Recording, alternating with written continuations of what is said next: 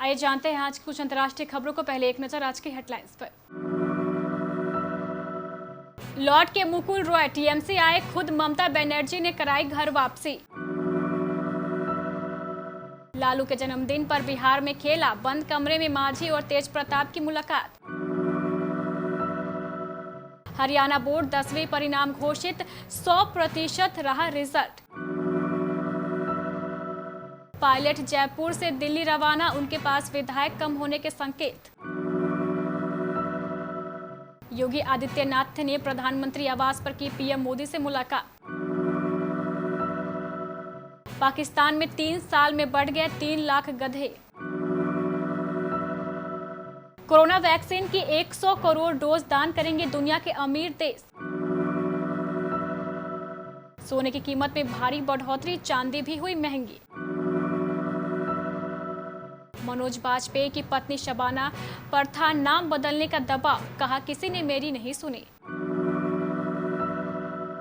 Yasser Arafat से मिलने के लिए द्रविड़ ने छोड़ दी थी टैक्सी।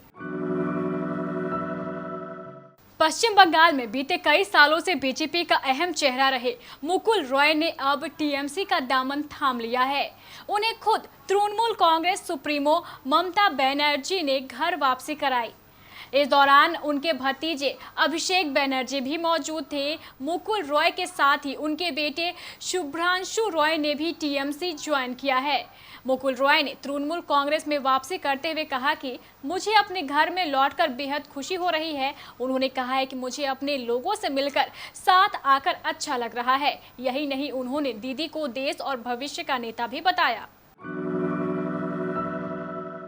आज बिहार के पूर्व मुख्यमंत्री लालू प्रसाद यादव के जन्मदिन पर बिहार में एक बहुत बड़ी राजनीतिक घटना घटी है। लालू प्रसाद यादव के बड़े बेटे तेज प्रताप यादव आज पूर्व मुख्यमंत्री जीतन राम मांझी से मिलने उनके आवास पहुंचे। बताया गया है कि दोनों के बीच मुलाकात एक बंद कमरे के अंदर हुई, जिसके बाद चर्चा शुरू हो गई है कि इन दोनों के बीच मुलाकात की वजह क्या होगी। तेज प्रताप यादव ने जीतन राम मांझी से किस विषय को लेकर चर्चा की या किस वजह से मुलाकात की, इसकी कोई जानकारी अभी तक नहीं मिल पाई है। ऐसी संभावना जताई जा रही है कि इस मुलाकात के बाद दोनों नेता इस संबंध में कुछ जानकारी देंगे। हालांकि अब तक कोई औपचारिक बयान नहीं आता है, तब तक अटकलों का दौर जारी रहेगा। बता दें कि मुलाकात से पहले पूर्व मुख्यमंत्री जीतन राम मांझी ने ट्वीट कर लालू प्रसाद यादव को उनके जन्मदिन की बधाई दी। उन्होंने ट्वीट किया है कि बिहार के पूर्व मुख्यमंत्री आदरणीय लालू प्रसाद यादव को जन्मदिन की अनंत शुभकामनाएं।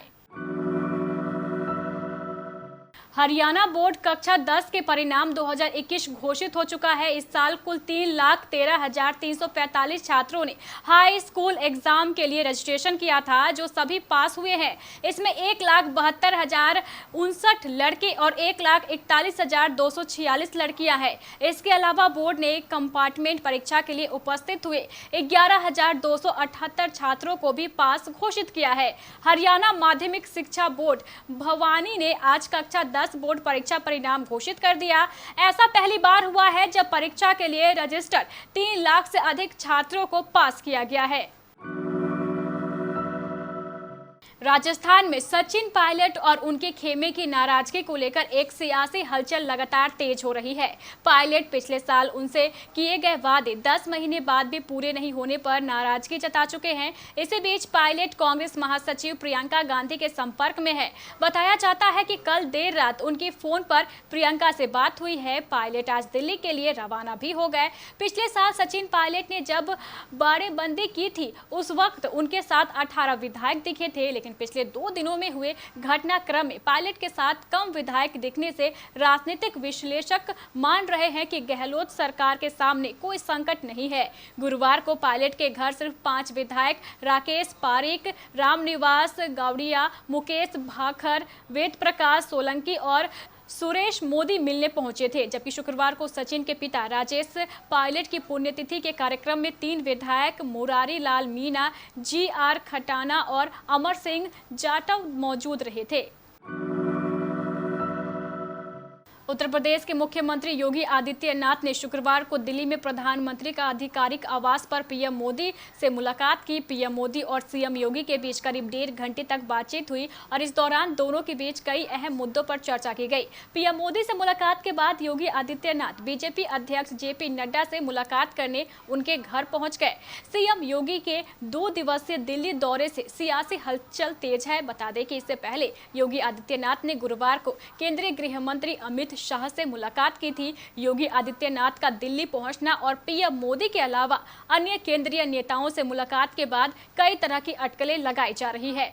जहां एक और बताया जा रहा है कि यूपी कैबिनेट में विस्तार को लेकर यह मुलाकात हुई है, वहीं दूसरी ओर ये बात भी सामने आ रही है कि बीजेपी ने अगले साल होने वाले विधानसभा चुनाव के लिए महामंथन शुरू कर दिया है। इमरान खान के पिछले 3 साल के कार्यकाल के दौरान हर साल गधों की तादाद में 1 लाख का इजाफा हुआ है।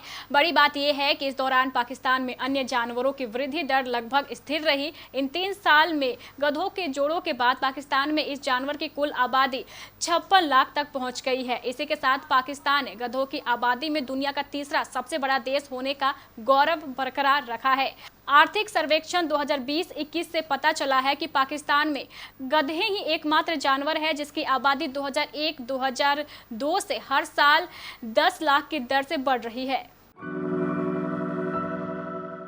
ब्रिटेन के प्रधानमंत्री बोरिस जॉनसन ने उम्मीद जताई है कि G7 देश दुनिया के गरीब मुल्कों को कोरोना वैक्सीन की लगभग 100 करोड़ डोज देने के लिए राजी हो जाएगा ताकि वो अपने यहां टीकाकरण अभियान तेज कर सके।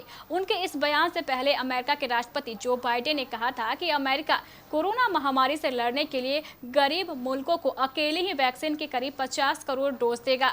बाइडेन ने कहा है कि इस महामारी को हराने के लिए यह जरूरी है कि दुनिया के सबसे मजबूत और अमीर लोकतांत्रिक देश आगे आए। G7 में अमेरिका और ब्रिटेन के अलावा कनाडा, फ्रांस, जर्मनी, इटली और जापान शामिल है। शुक्रवार को शुरू हो रहे G7 सम्मेलन से पहले प्रधानमंत्री बोरिस जॉनसन ने कहा, G7 को यह संकल्प लेना चाहिए कि वो साल 2022 के अंत तक दुनिया की पूरी आबादी को वैक्सीन देने की कोशिश करे।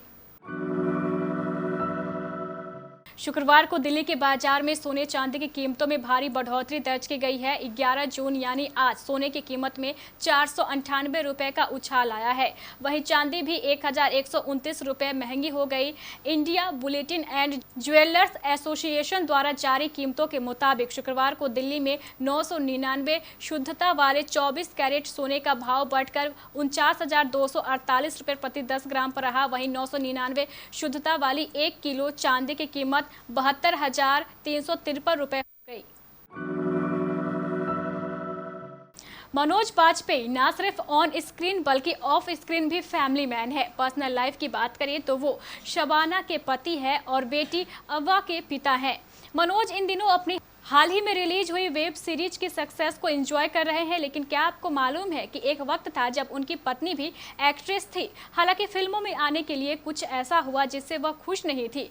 क्या था पूरा मामला, आइए जानते हैं। दरअसल शबाना ने नेहा के नाम से बॉलीवुड में बॉबी देओल के साथ फिल्म करीब से डेब्यू किया था। इसके बाद वह अजय देवगन के साथ होगी प्यार की जीत और ऋतिक रोशन के साथ फिजा जैसी फिल्मों में दिखी। गूगल करने पर आज भी वो नेहा के नाम से ही मिलती है, ना कि शबाना। शबाना ने कहा था कि मैं कभी नेहा थी, मैं हमेशा शबाना थी। नाम बदलने के लिए दबाव बनाया गया और मैं इसके साथ बिल्कुल भी तैयार नहीं थी। मेरे पेरेंट्स ने गर्व से मेरा नाम शबाना रखा था।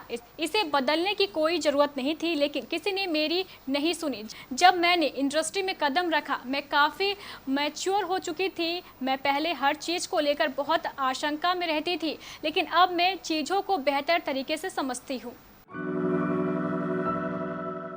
भारत और पाकिस्तान के बीच द्विपक्षीय क्रिकेट सीरीज का आयोजन हुए लंबा अरसा बीत चुका है। दोनों देशों के बीच राजनीतिक संबंधों की खटास का असर क्रिकेट पर भी पड़ा है। इसके इतर पाकिस्तान के पूर्व तेज गेंदबाज यासिर अराफात ने टीम इंडिया के पूर्व कप्तान राहुल द्रविड़ की दरियादिली और उनकी महानता का एक किस्सा सुनाया है। बात साल 2014 की है, जब राहुल द्रविड़ ने अराफात से मिलने के लिए टैक्सी तक छोड़ दी थी। पाकिस्तान के इस तेज गेंदबाज ने यूट्यूब चैनल स्पोर्ट्स यारी से बात करते हुए कहा, 2014 में राहुल द्रविड़ एक मैच की कमेंट्री करने लॉर्ड्स आए थे। मैच खत्म होने के बाद द्रविड़ स्टेडियम के बाहर आ गए और वहां से जाने के लिए एक कैब बुक की। यासिर ने आगे कहा है कि द्रविड़ जैसे ही टैक्सी में बैठने वाले थे, मैंने उन्हें आवाज लगाई और कहा, राहुल भाई। मेरी आवाज सुनने के बाद उन्होंने टैक्सी में बैठने से इनकार कर दिया और ड्राइवर को जाने के लिए बोल दिया।